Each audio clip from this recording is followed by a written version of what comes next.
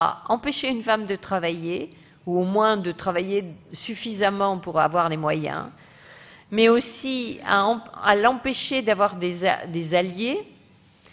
Par exemple, si on a fait en sorte qu'elle soit fâchée avec sa famille, elle ne peut pas aller se réfugier dans sa famille. Donc on a donc cette difficulté. Partir, ça nécessite une préparation. Et en tant que thérapeute, il faut laisser le temps à la personne de s'affirmer. Alors quelquefois, quand on fait ce travail d'affirmation, j'allais dire, la situation peut changer sans que la personne ait envie de partir, n'ait besoin de partir. Je me souviens avoir écrit en haut d'une page, alors je ne sais pas où c'est dans la version espagnole, j'avais écrit « Un tyran dont on n'a pas peur est un tyran vaincu ». Et je crois qu'à partir du moment où une femme, on aide une femme à se défendre, qu'on lui apprend à ne plus avoir peur, eh bien, elle a des solutions qui peuvent lui permettre de démonter un peu les stratégies de l'agresseur.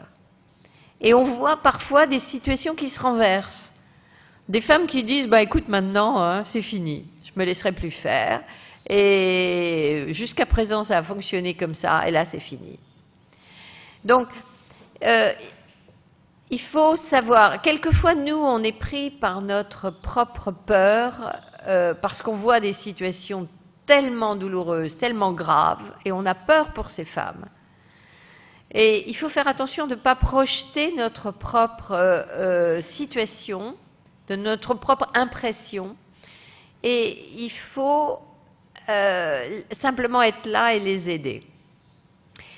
Et je vais vous dire, c'est la même chose aussi pour des situations de personnes qui sont sous emprise. Je parlais d'un gourou ou de choses comme ça, ou au travail, dans des situations difficiles où on n'a pas vraiment de solution.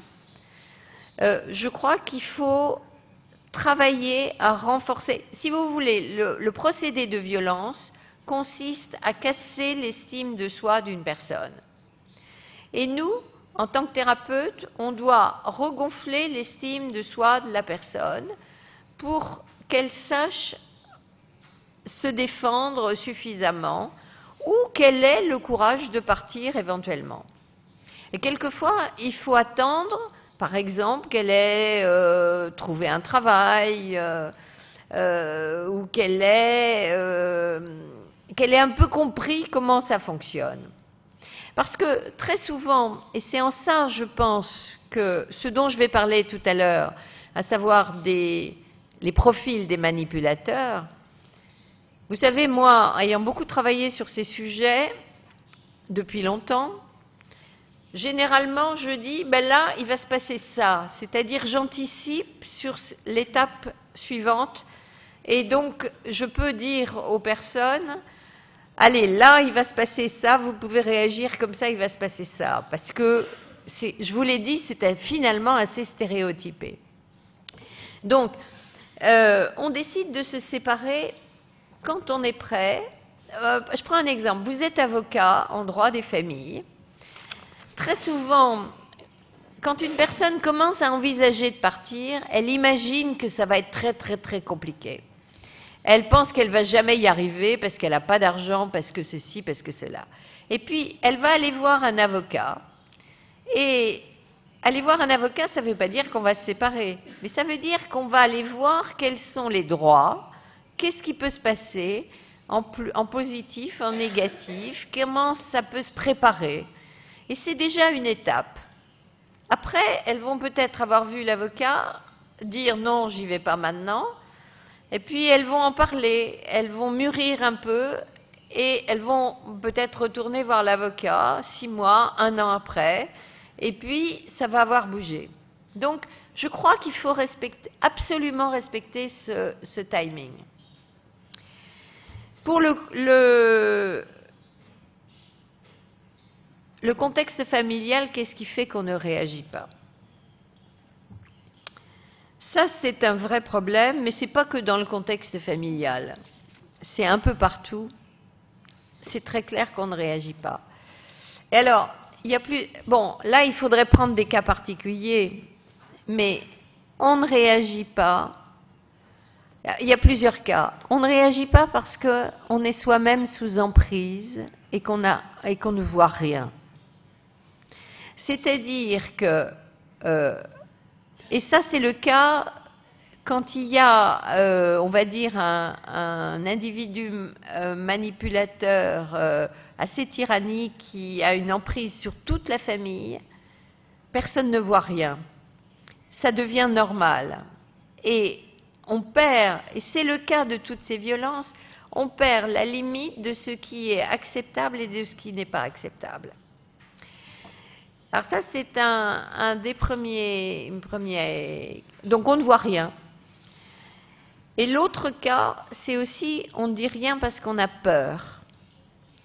On a peur parce qu'on sait très bien que si, et c'est la même chose dans le travail, c'est lui ou elle qui est visé, mais si moi je dis quelque chose, ça va me tomber dessus à mon tour.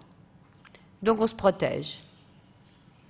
Alors en ce qui concerne les enfants, on en parlera cet après-midi, mais je crois que les enfants n'ont pas le choix.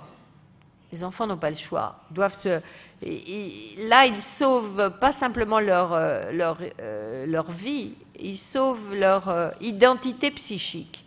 Et donc, je crois que là, c'est très, très difficile.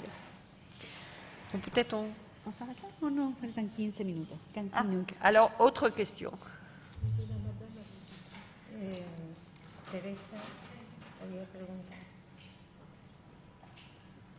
Antes has comentado, haciendo referencia a que las víctimas que más lloran no son las que más sufren, sobre que estamos en la época del angelismo. Quisiera que te extendieras un poco.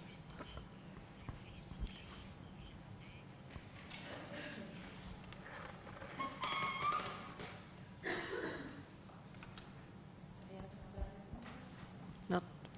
Ah bah.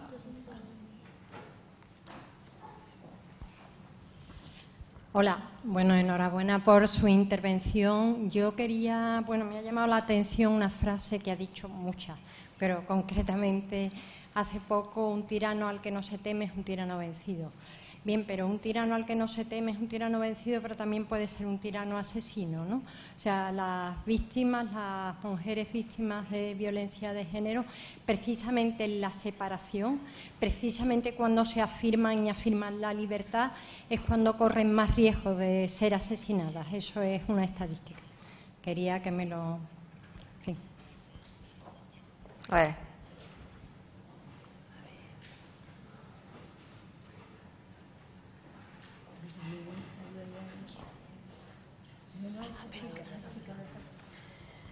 Hola.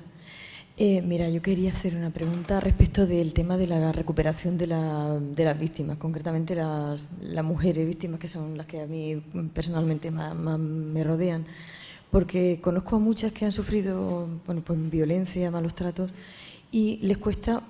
O sea, yo no he llegado a conocer a ninguna que me comente que al final está absolutamente recuperada de todos los traumas por los que ha pasado después de esa situación de violencia. Quería saber si es posible esa recuperación total 100%. Gracias. Virginie, Virginie, espérate, las otras para después del café, porque si no, no va a dar tiempo.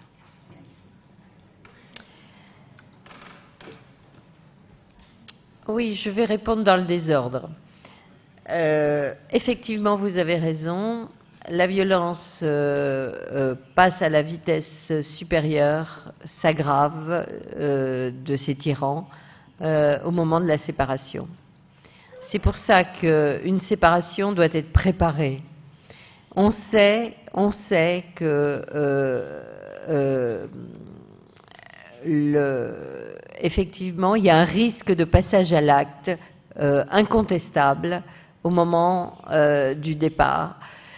Et c'est pour ça qu'il doit y avoir des associations, des psychologues, la police, des tas de mesures qui peuvent être prises.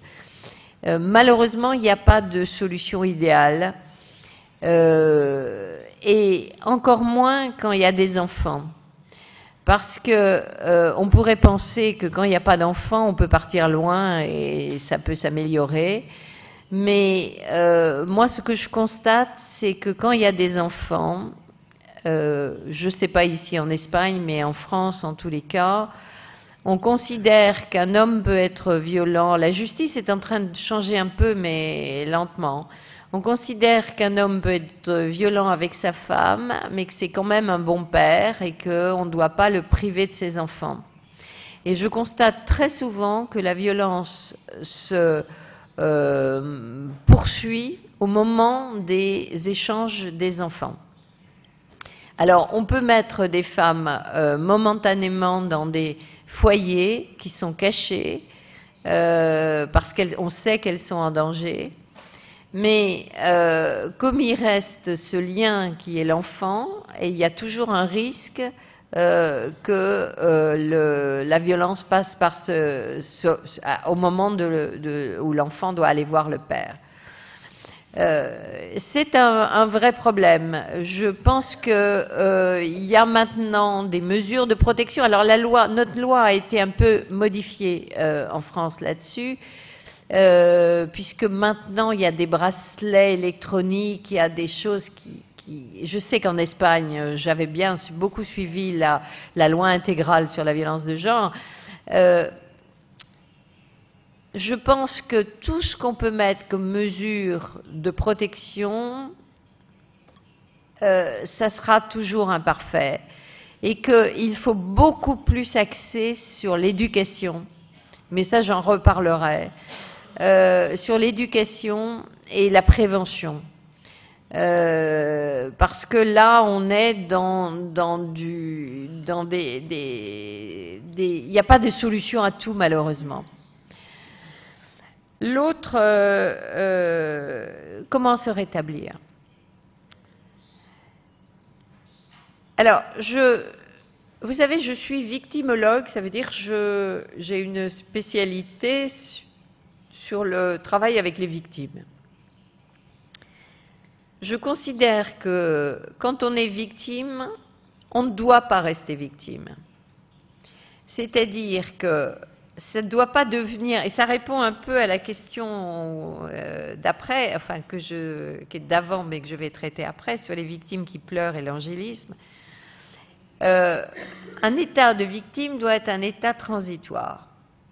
À un moment, on doit prendre sa vie en main et on doit en faire quelque chose. Moi, ce à quoi je travaille avec des victimes, c'est je dis toujours à des personnes qui ont été victimes de choses gravissimes, souvent, je dis, ok, il vous est arrivé ça dans votre vie, on ne va pas l'effacer. Vous garderez toujours une cicatrice de ce qui s'est passé. Mais votre vie ne s'arrête pas là. Et vous pouvez construire autre chose. À partir de cet événement, ça vous a transformé, ça vous a amené une blessure, mais ça vous a amené aussi, vous avez appris quelque chose à travers cette expérience douloureuse. Et le travail qu'on peut faire ensemble, c'est justement d'arriver à vous renforcer à partir de ce qui vous est arrivé.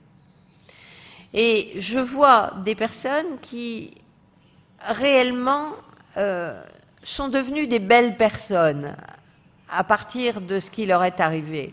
C'est quelque chose souvent de très douloureux. On n'efface pas, faut pas croire qu'on oublie, hein. On met de côté, la trace est là, mais on peut devenir autre et en bien.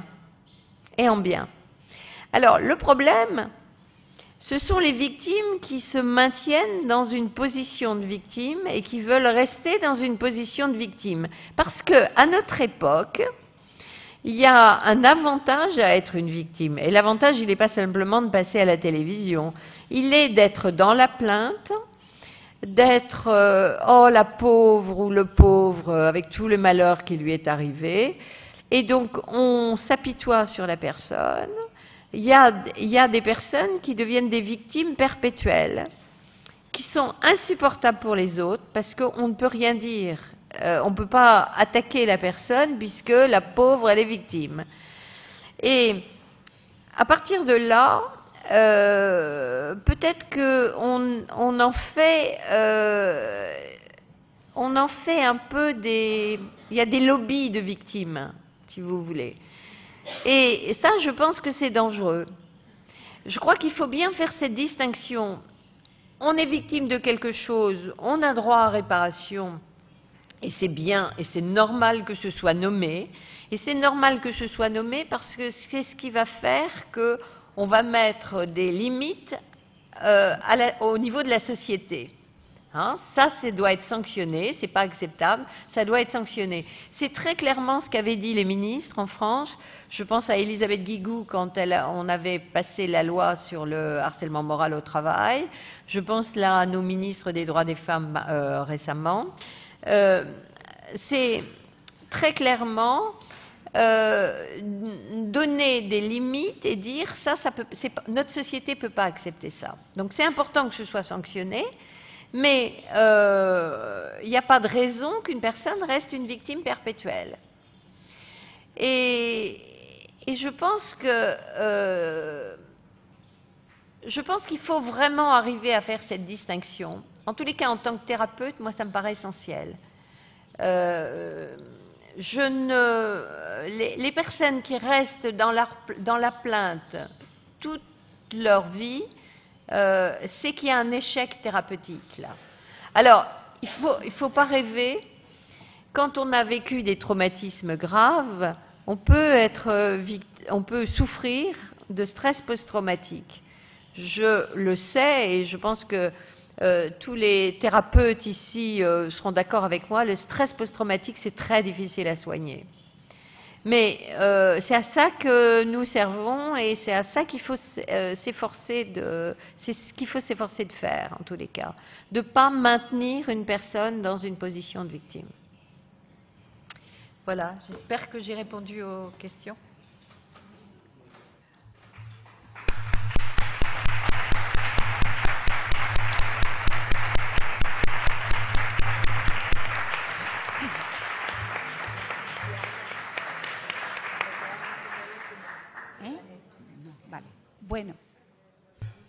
Bueno, ahora vamos a hacer hasta las 12:30 una pausa y la asociación invita a un café en la azotea de aquí, de estas dependencias. Dos cosas, por favor, dos cosas. En la azotea no se puede fumar. A no ser que haya personas que tengan dificultad para ir en escaleras, les pedimos que utilicemos las escaleras porque somos muchos y podemos gastar la media hora que tenemos para tomar el café en los ascensores. Y otra cosa que nos han pedido las autoridades, que por favor de aquí a la azotea y de la azotea aquí, porque, bueno, el sábado no se trabaja aquí en la Casa de la Provincia, estamos nosotros solos. Han tenido la confianza de dejarnos estar. Entonces, solamente está el guardia de seguridad. Y para no inquietarlo, nos han pedido que no haya gente en las dependencias del resto de la casa. Bueno, muchas gracias y vámonos a tomar el café.